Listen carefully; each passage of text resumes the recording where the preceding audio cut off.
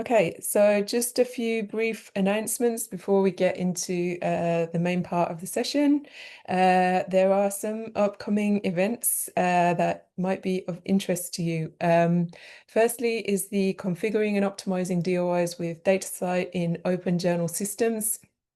That's taking place next week on Wednesday, on the 1st of October. Anybody who's already using open journal systems or would potentially like to set up their own open journal systems repository should attend this webinar. It's just 1 hour and there will be speakers from both DataCite and OJS PKP there as well. So recommend that.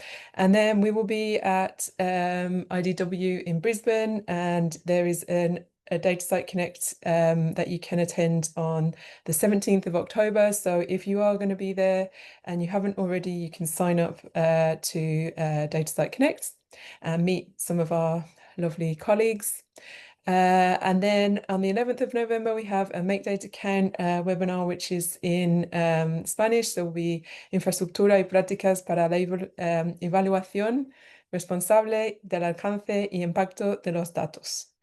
So any Spanish-speaking members of the community who are interested in finding out more about responsible metrics and more about MDC, the project, you should join that. Our annual community meeting will be taking place on the 12th and 13th of November. And so watch this space, save the date. And finally, we will have a Formación Básica Certificada de DataCite. So if anyone would like to attend a Spanish training, basic training, core training for DataCite, you can do that on the 18th of November. And we'll share all these links in the chat and on the agenda. All right, so coming up, we have three very exciting presentations. Firstly, we're going to be hearing from our new members. Firstly, from the Ohio Supercomputer Center, and then the National Library and Archives in UAE, and then finally Dewey Data. And then we'll be having a presentation from Cody Ross, DataCite's product manager, about recent releases from DataCite.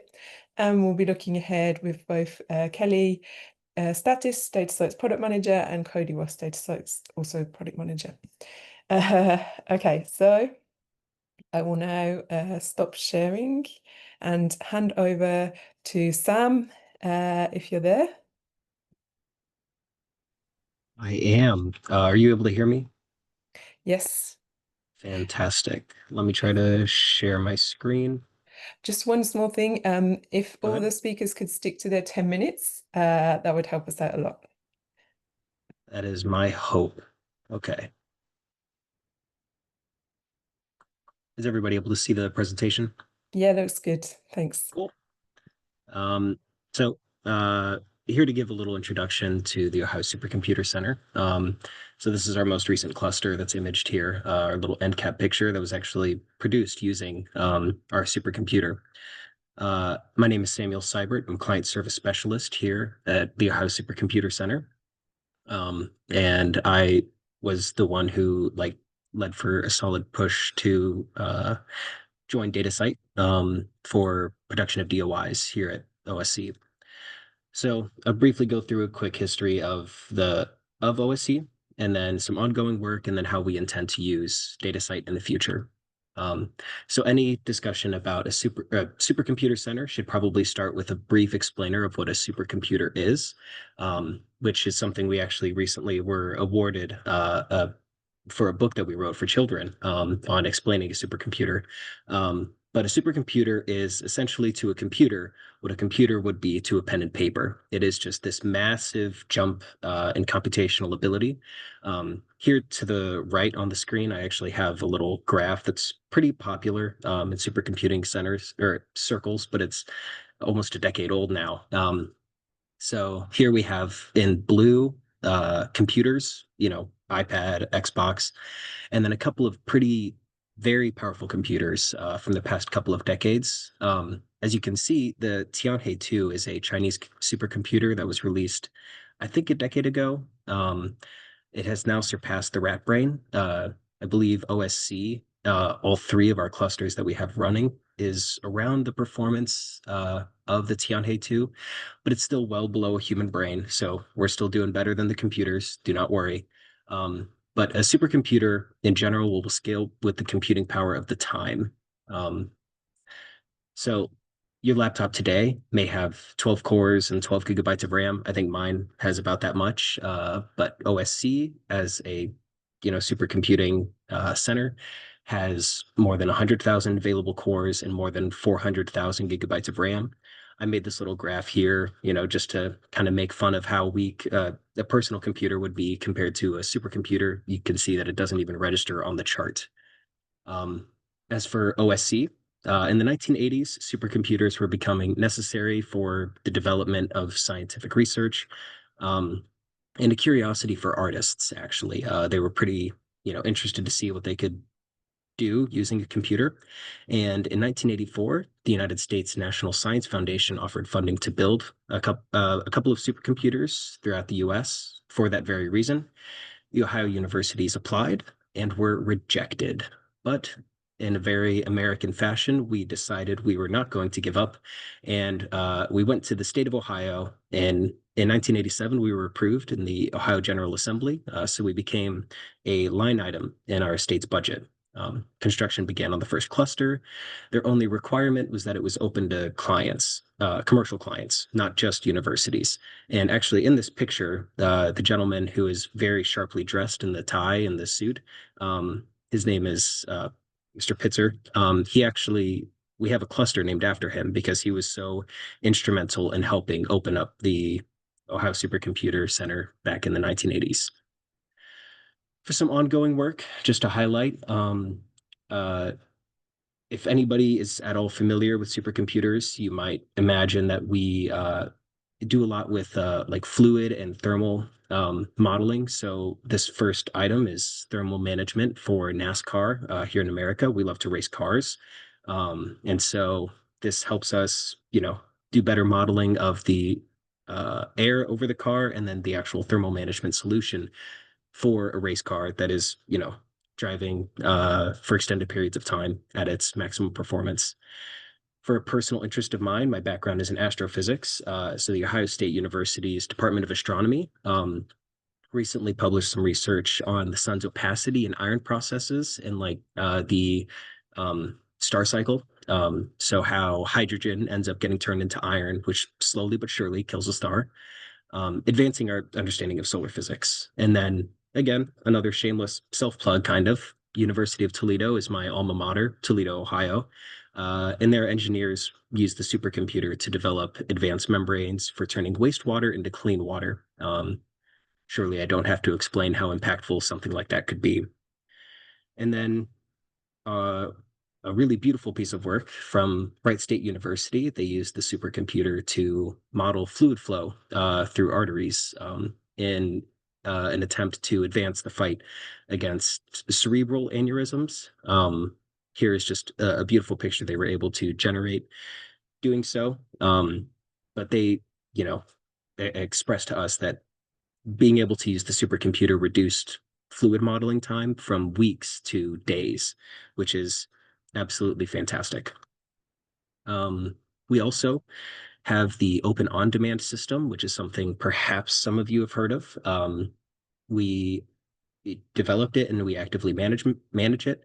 And actually, pretty recently, I believe within the past year, it was launched at the CSC-IT, which is the largest, I believe, the largest supercomputing cluster in Europe. And here's a picture of Lumi, the most recently launched cluster there. And that is in Finland, where actually my mother hails from.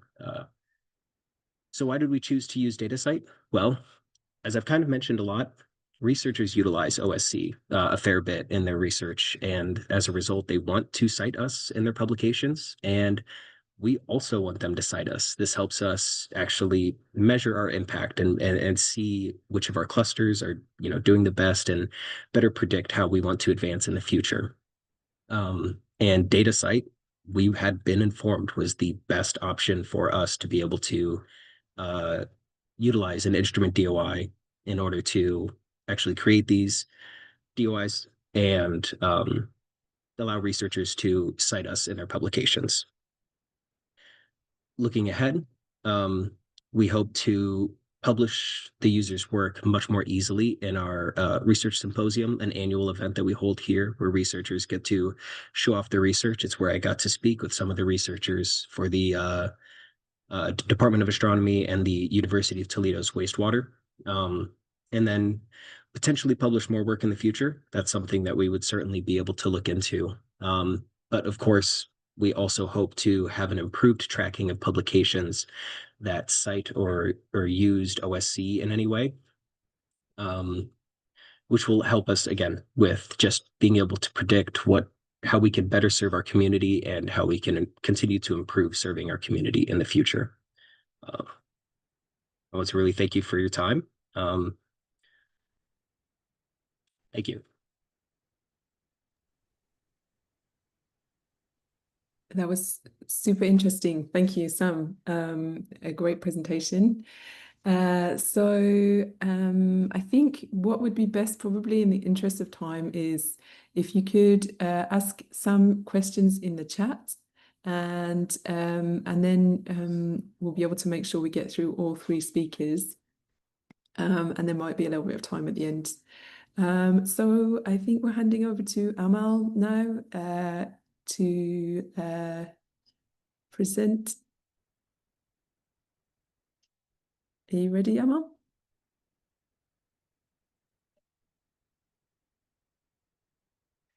Right.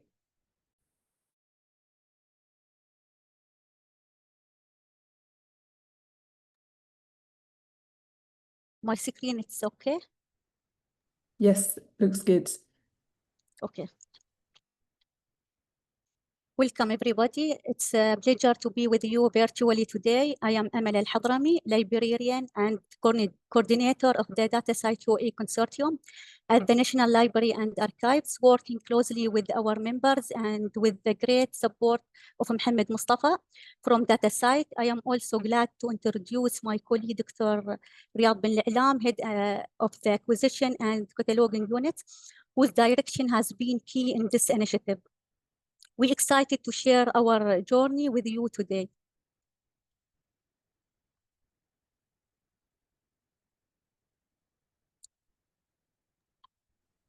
First of all, I will provide a brief historical overview of the National Library and Archives. It was originally established in 1968 under the name Documentation and Studies Office. In 2014, it's become the National Archives. And when Federal Law Number 13 of 2021 was issued, it's become the National Library and Archives. As shown in the slide, several official bodies oversaw the National Library and Archives since its established until 2021, which became a crucial change in task and function of library.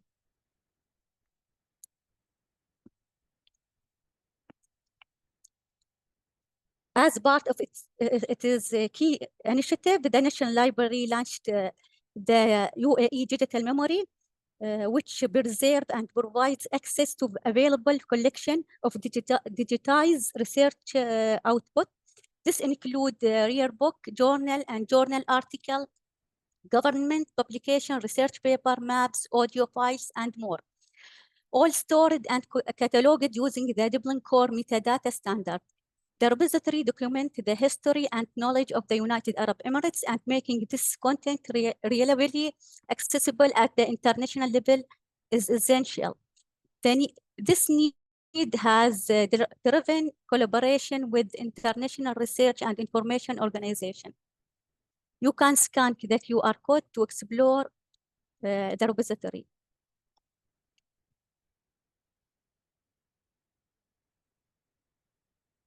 The most important reason for joining DataCite, because as mentioned in this previous slide, we already have a digital repository with wide range of resources, and joining DataCite allows us to maximize the value of the existing repository by registering DOIs for the diverse research and output stored in it. We ensure they are globally discoverable, properly cited, and connected to the wider international research infrastructure. This transforms our repository from local storage solution into an active part of the global scholarly ecosystem. Also to help organize research and ensure the integrity in the United Arab Emirates by accurately documenting outputs, tracking intellectual property, and making it easier to verify sources and data. Also, by joining DataCite, we give our researcher modern tool for citing and managing data while connecting to global system, creating opportunity for collaboration, innovation, and international recognition. Also, DataCite DOI service ensure that our research output have permanent, stable identifiers. This eliminates the problem of broken links and ensure that publication and other outputs remain accessible over time. Furthermore, registering DOI will lead to increasing both the impact of individual researcher and the reputation of the NLA and the consortium members at the international levels. Also to ensure that our practice align with global open science initiatives such as the FAIR principle. Our first step starts in second quarter of 2024 when we officially joined DataCite as lead member after discussing with Mr. Mohammed Mustafa that the importance of DataCite membership led by the National Library as consortium leader. Although this role plays an additional responsibility for the library, it has decided to take on the leadership role in line with its national mandate to enhance international representation and support the development of national policy that improve research governance and the use of bids. Shortly after joining, our team participated in training session offered by DataCite. Then we worked on configuring the technical infrastructure needed to connect our repository with the DataCite DOI registration in the Fabrica system. And to streamline the process organization, we developed registration form. This form allows institutional members to submit information and in a standardized way, ensuring compliance with DataCite metadata requirements. It's also support governance and consistency in DOI assignment.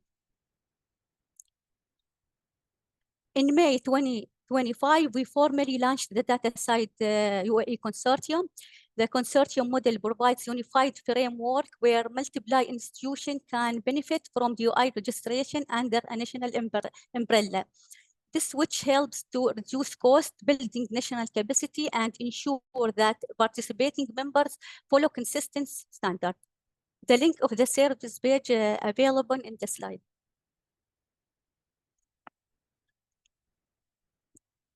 As part of the consortium model, we started to enrolling academic and other institutions as members by conducting the first opening meeting of the DataCite UAE consortium titled Advancing Open Research in UAE, launched of the NLA DataCite DOI consortium. The link of the webinar available in the slide. Also conduct an onboarding session with those who are interested to join consortium.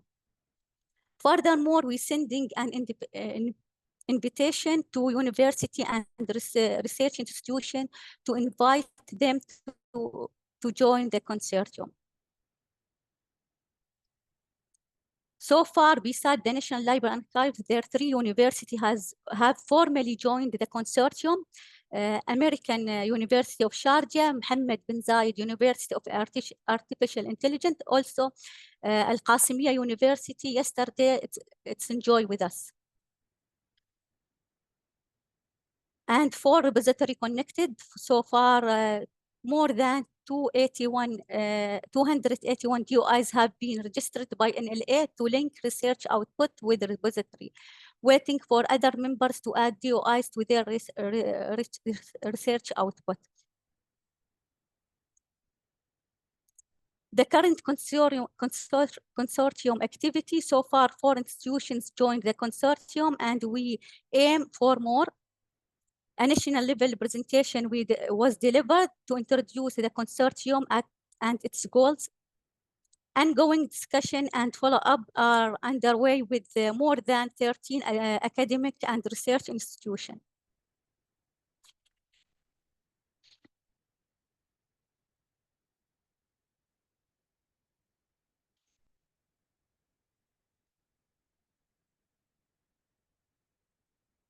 Also, we early of October, we attend to make a meeting with the Emirates Association to meeting with the academic library, and invited him to our consortium.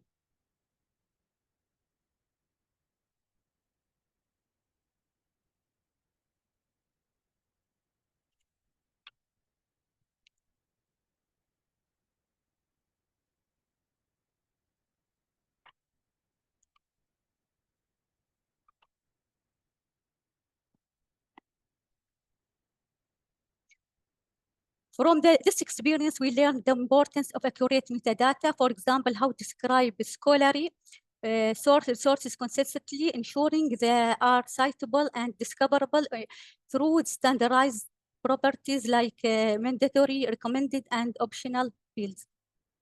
The value of standard license, such as Creative Commons license, for example, we use the CC by NC 4.0 license. It's in our resources, so the researchers know that they can freely use and modify it for non-commercial purpose, provides the credit to the author. Without this license, potential users may be unwilling to reuse the work due to uncertainty over copyright or other restriction. And insight again from other DataCite members, participation in the DataCite community has exposed us to practical lessons from members worldwide.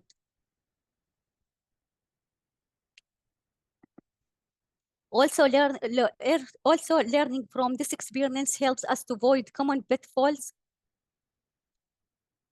and adopt efficient and best practice, and adapt global strategy to our local context.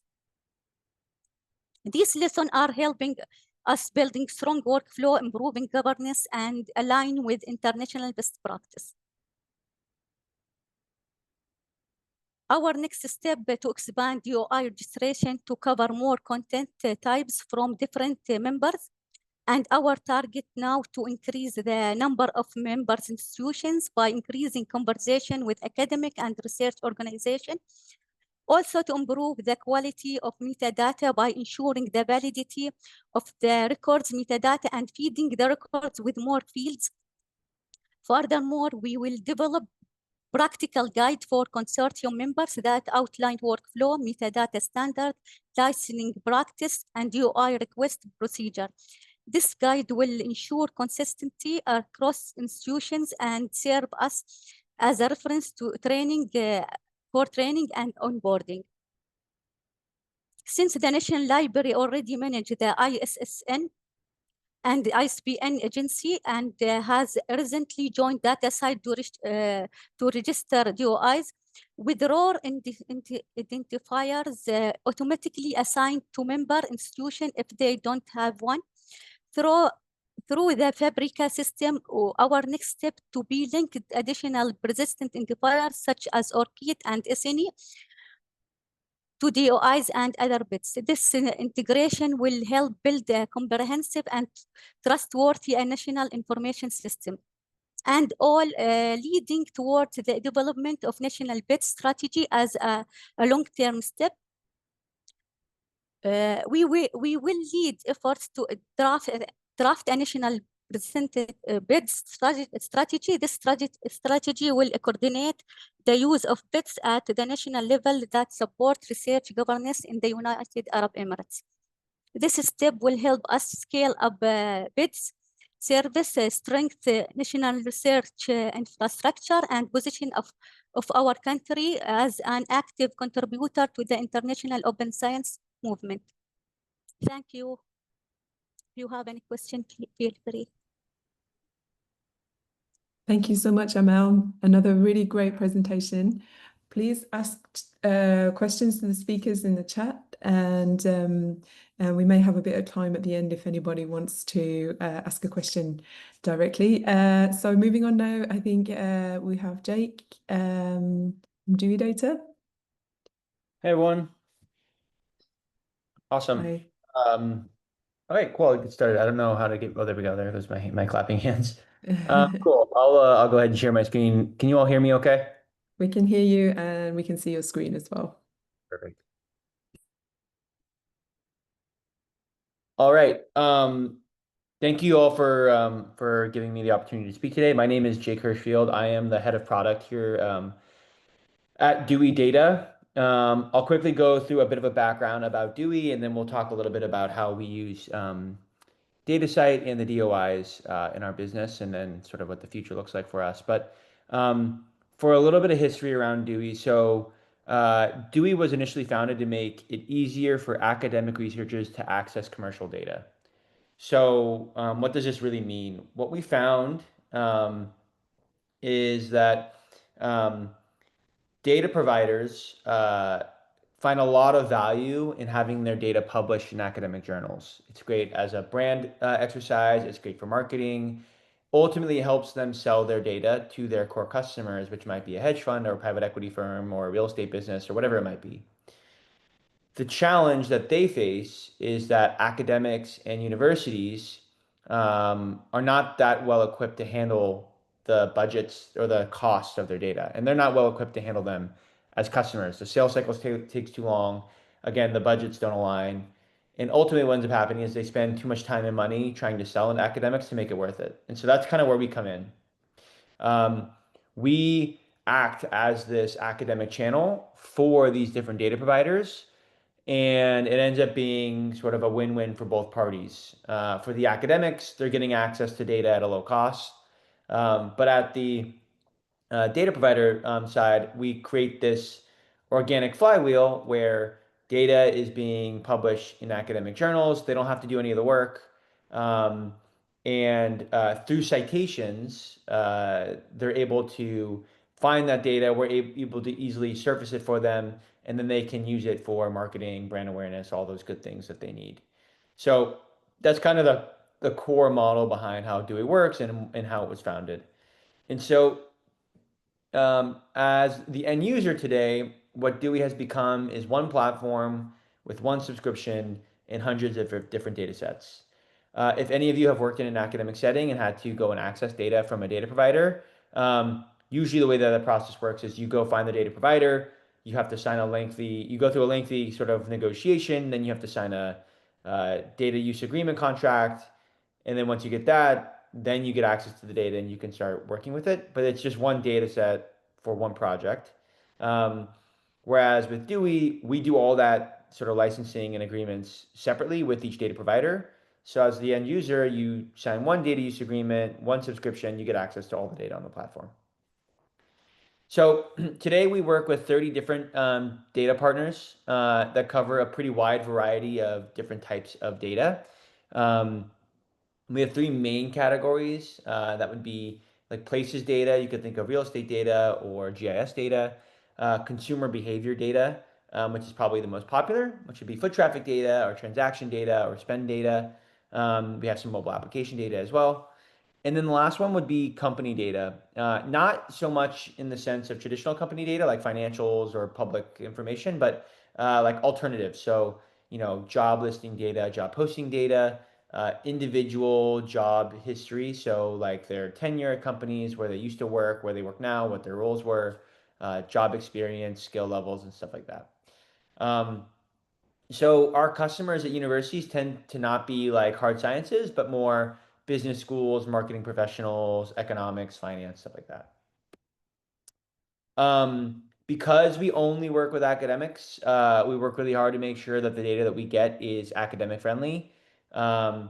This is harder than it sounds. The data has to be well vetted and a trusted category leader. Typically, researchers like to work with longitudinal data sets, so data sets that go over time as opposed to just snapshots in time.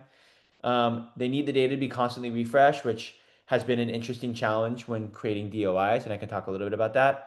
And then we don't allow for any sensitive data or PII that's permitted on the platform as a general requirement for most universities, but also on our own end, we just don't want that data kind of getting in the hands of anyone for research.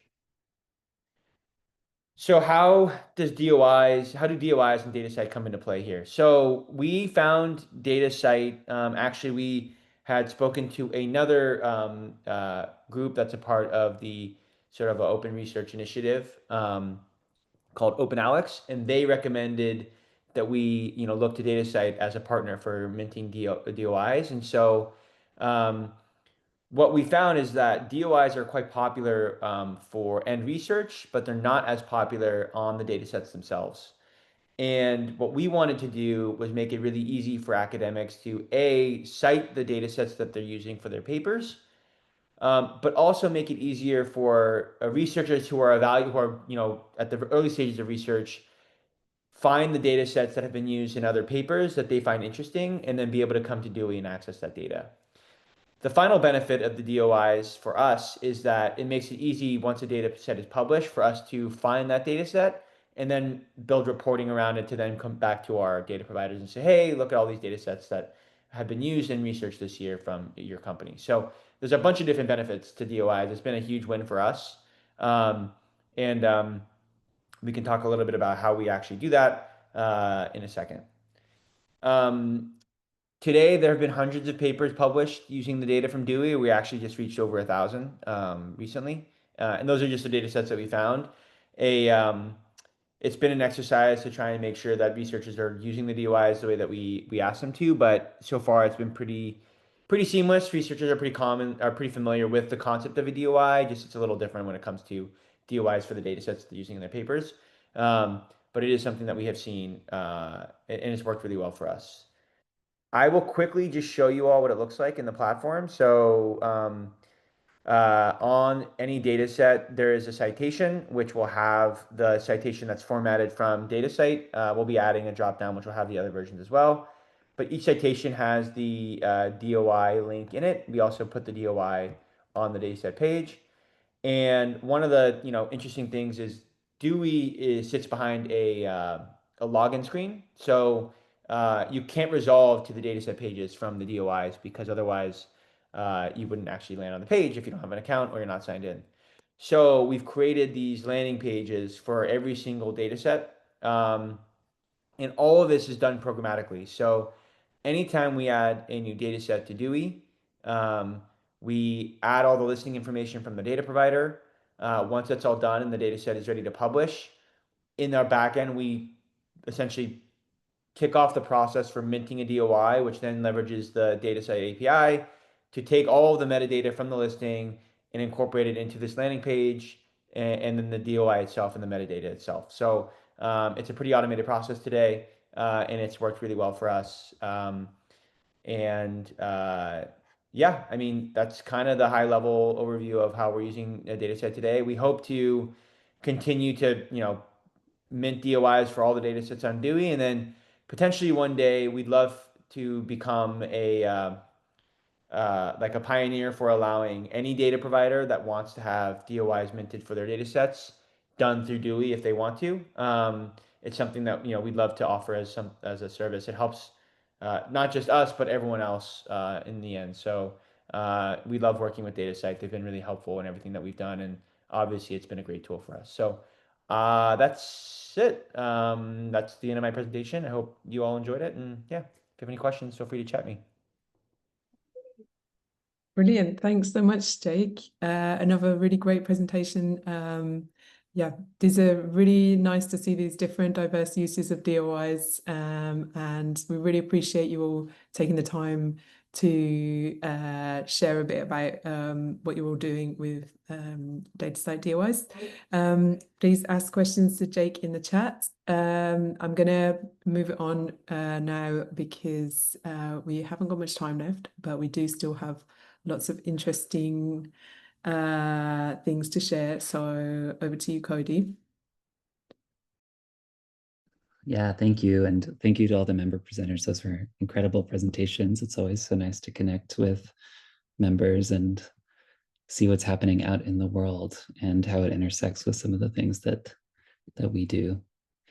So yeah, as Mary mentioned, there is a lot happening and we want to get through some exciting announcements and discussions. We did want to highlight two of our exciting sort of recent releases from DataCite. So I'll just run through that quickly, and then we'll talk about some other things. So first are some updates to our integration with ORCID. As many of you might know, ORCID is an identifier for researchers and for contributors, and one can have an ORCID record in which one is able to represent the works that one has created. So our integration has been updated to make it easier to add DataCite DOIs to your ORCID record. We've had 2 ORCID integration services for some time. So there's ORCID Auto Update, which adds works to your ORCID record automatically based on DataCite name identifier metadata, and ORCID Search and Link, which helps you add works to your ORCID record using DataCite Commons, which is our discovery tool. And with both of those services, we've simplified the setup process so you can get started with them more quickly, either from DataCite Commons or from your ORCID record. Commons will also now help you find relevant DataCite DOIs to add to your ORCID record. And we've also worked with ORCID to improve trust indicators for works that are added to your ORCID record using both of these services. So you can read much more about the updates and how to get started with these services in our post on DataCite suggestions, where we gather feedback and make some announcements as well. And secondly, wanted to talk about the release of Data Citation Corpus version 4 over the summer in late July. Data Citation Corpus is a large-scale open aggregate of data citations enabling evaluation of data usage and impact. So this latest update includes now 5.2 million new data citations from Europe PMC, which provides data article connections for biomedical data sets. We've updated affiliation metadata by leveraging metadata in the Gene Expression Omnibus repository and by reconciling affiliations and funders in the corpus against the OR registry.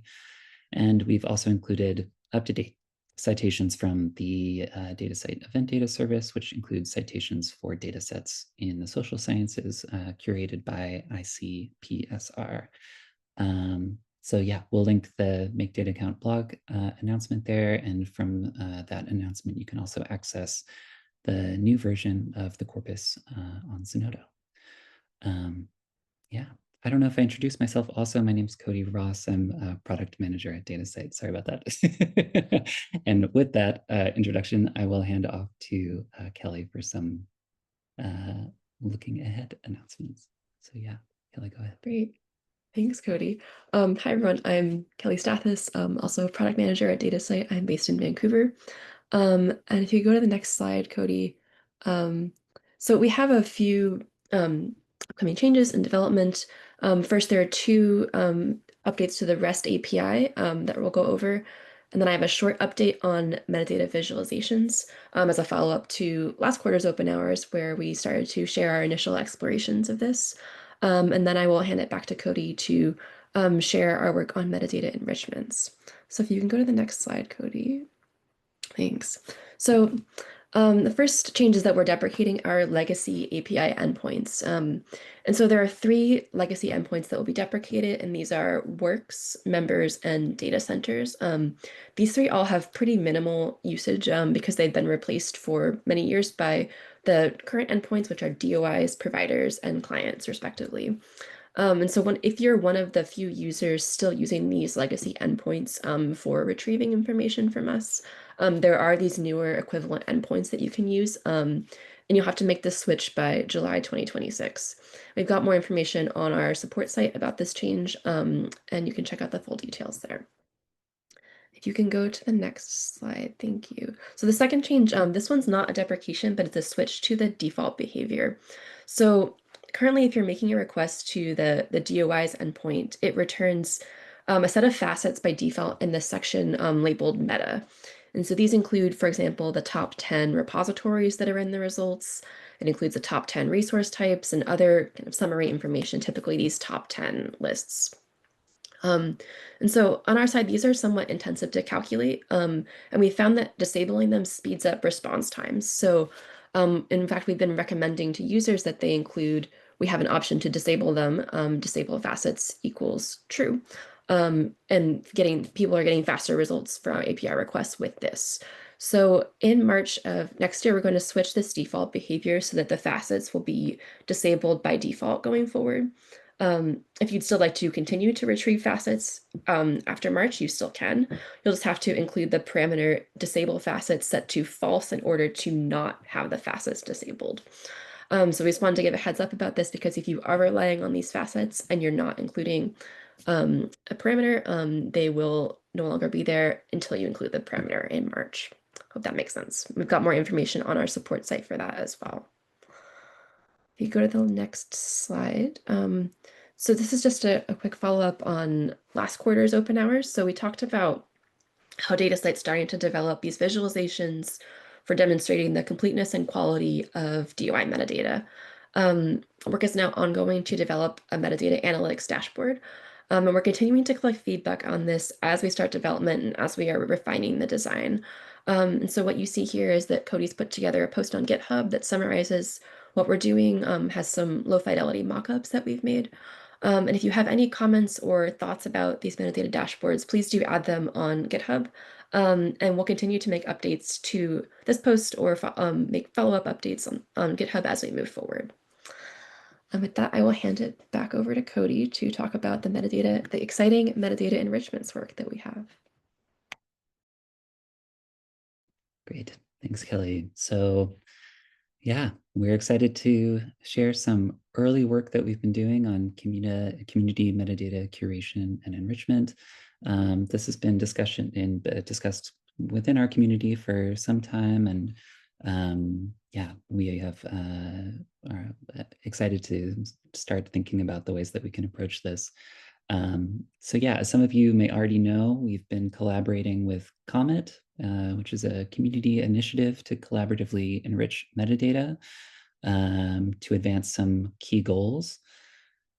These are harnessing downstream metadata contributions from researchers, institutions, funders, and aggregators to complement the metadata submissions of original depositors, supporting original depositors, that is DataCite members and repositories with naming, describing, identifying, and connecting their resources, and outputs using community-sourced metadata enrichments, and ultimately enhancing research discovery, reuse, and reporting across the research ecosystem by improving the quality and precision of DOI metadata. And if anyone's been participating in Comet's sort of ongoing work with the community, you might have some familiarity with these goals and some of the approaches that they bring to that. But there's a lot more information available on their website. So a question we are asking ourselves and have been asking Comet as well, and working with Comet to try to answer alongside the community, is how might enrichments work? So right now, we will initially be sourcing enrichments from and in collaboration with the Comet initiative. Comet is currently working on a set of exciting enrichment projects that you can read about on their website, and yeah, we'll link them here as well. On DataCite's end, each enrichment produced by Comet would be represented as an enrichment record, and individual enrichment records will specify a DOI to enrich, provenance information, like the source and process that produced the enrichment, and then an enrichment action that describes what metadata to change and how. So you can see a modeled enrichment record in JSON at the right, but next we'll zoom in on these individual fields to get a better understanding of what's there. So what might metadata what might enrichment records look like? Here we see a table that represents each field in an enrichment record in our current model. At the top is a single DOI that the enrichment will target. This is a DOI metadata record that will be enriched. Then several fields describing the provenance of the enrichment, which we mentioned in the previous slide. So the source, which specifies the entity that produced the enrichment. And for now, this would just be Comet. Then the process, which contains a DOI that resolves to a workflow that produced the enrichment. Below this provenance information is a series of fields that describe the enrichment action or what changes the enrichment might apply to the original source DOI record. First, the top level field of the original metadata record that the enrichment will target. So examples here might be creators, related identifiers, or titles. And then the action that will be performed on that field. And for now, the options for this are update the top level field, for example, the language property, update an object within that field, for example, a single title within the titles property, insert an object in the top level field, for example, a new related identifier, or delete an object in the top level field. So then we have the original value and enriched value fields. For update and delete actions, the original field will specify either the original value of the top level field or a specific object within that field, for example, a specific title to be updated. And then for insert and update actions, the enriched value field will hold the new or updated value. And then finally, at the bottom of the table is additional date information about when the enrichment record was created and updated, and then when the enrichment itself was produced by the process described on the third line in the process field. Okay, so what might we do with these enrichment records then, and what might enriched DataCite metadata records look like? So here we outline the general approach. The original record, which is stored separately and is not modified by the following process, exists at the left. It contains a title data set, which we may want to improve with a more descriptive title. And we would then apply an enrichment record or series of enrichment records represented in the center. So in this example, the enrichment record targets the data set title and updates it to something much more descriptive and discoverable, which I won't be able to pronounce. And then the outcome is an enriched DataCite metadata record, again, stored and displayed separately from the original record with the new and enriched and updated title. So I'll hover on this for a second and then I'll move to the next slide, which is very similar. So here you can see a more detailed version of the same example, but yeah, the process is the same. At left, the original JSON DataCite metadata record containing dataset as a title, which is outlined by the gray brackets. Then an enrichment record targeting the DOI in the center. The record specifies a source and process, as well as an enrichment action, which is updating the quote unquote dataset title with a new title. And finally, at the right, the enriched DataCite metadata record with the new title in place.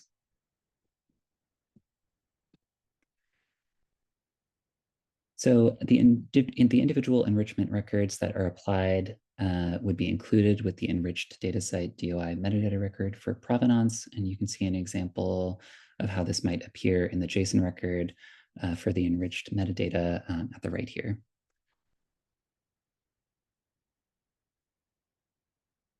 Okay. So we're really excited to get some feedback and some reactions from all of you about these initial designs and approaches. And of course, we'll be continuing to iterate and work closely with the community as we move forward with these concepts. We also know that this is a lot of information, so I think we're going to share the slides that we just looked at with you as a PDF now, so you can reference it while we move towards this Menti poll that you can access here. So you can enter the code on the screen at menti.com, or you can scan the QR code to get started with the Menti poll. And I think we should also have a link in the chat.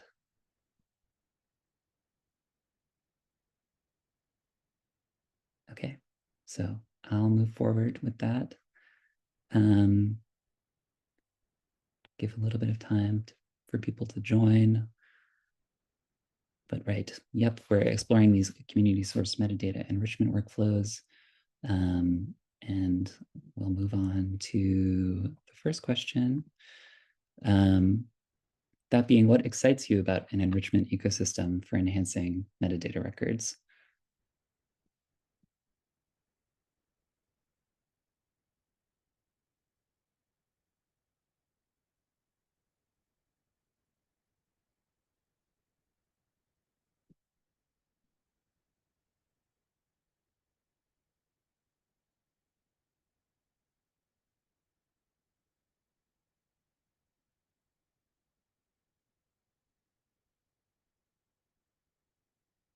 I know it's a difficult question, lots of information.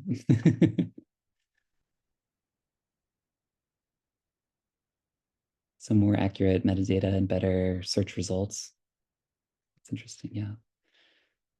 The ability for those reusing metadata to contribute back corrections that they make. That's definitely part of the COMET model. Yeah, better metadata, more complete metadata, more identifiers in metadata. Saving time, that's a big one, yeah.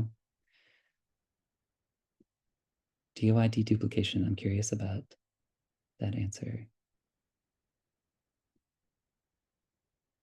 Having enhanced and better connections between different objects, so right, including more related identifiers and other connection identifiers, name identifiers, etc. Better visibility, yeah.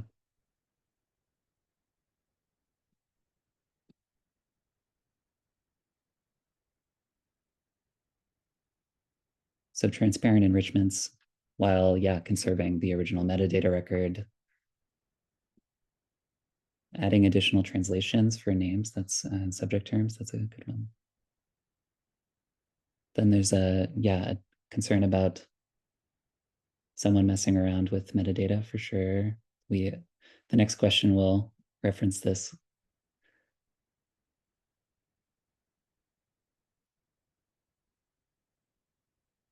Okay, in interest of time, let's move to the next question. So yeah, this is what concerns do you have?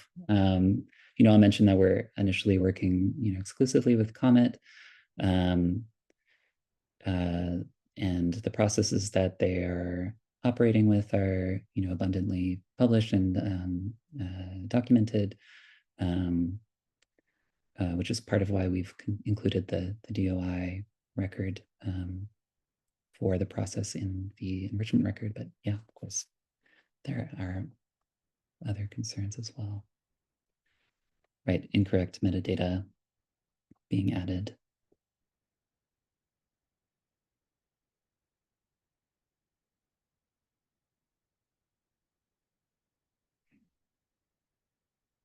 Not knowing, that's a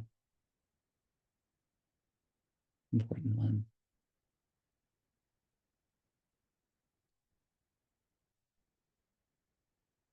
Consistency between our metadata records. So I'm thinking that's sort of the repository's metadata records and the DataCite record needs to be ensured, and the responsibility remains ours to improve changes. So an interest in curation. I think another question of, being informed, knowing when a record is enriched. Right, the question about conflicting changes.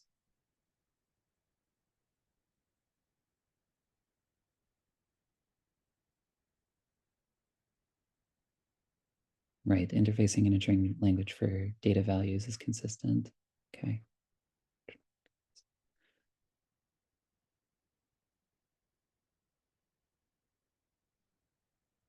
original record on owners, submitters, platforms different from the final record in DataCite. Mm-hmm. That's right, this consistency question. Okay, gonna move on just for the sake of time.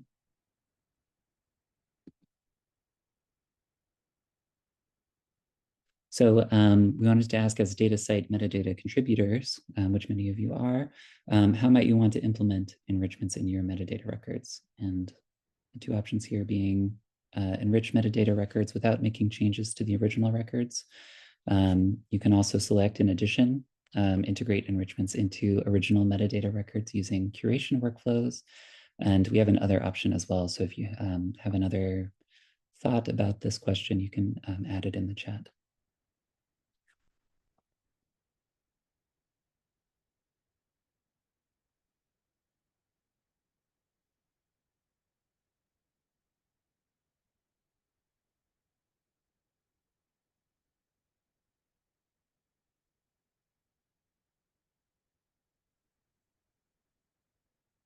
Very evenly distributed answers.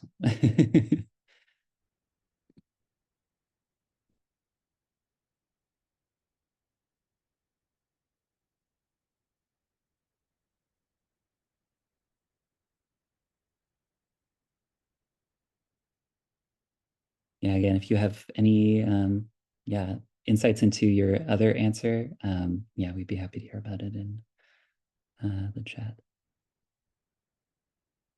But yeah, it looks like pretty even divide between enriching without making changes to the original records and more of a curation workflow where enrichments are integrated.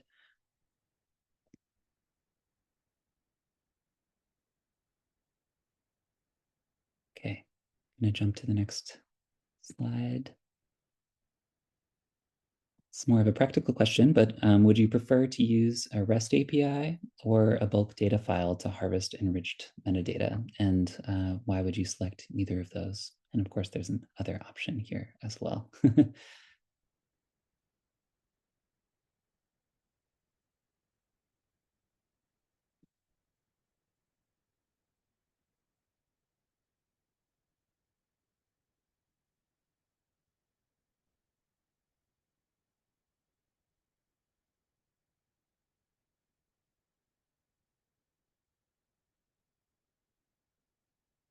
So this is asking if you wanted to access the final enriched metadata file or a corpus of enriched metadata files. How would you want to retrieve those from DataCite?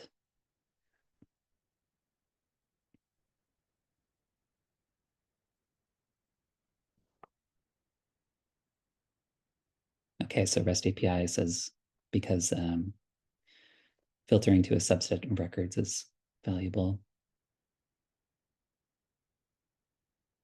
Right, get enriched metadata suggestions pushed to our organization. So that's about maybe a curation scenario. Right, both of course might be useful in different circumstances. Great. And then I think we might have to leave our last question off for now, since we're almost at time. So I will stop sharing for now and let Mary do the outro. But thank you so much for your answers, and we'll continue to talk. Yes, sorry, Cody. But yeah, we've reached the hour. So thanks, everybody. Thanks so much to the new members who presented at the beginning. Thank you to Cody and Kelly, and to all of you for joining. And we'll see you soon, hopefully. Bye, everyone. Everyone, take care. Thank you. Bye.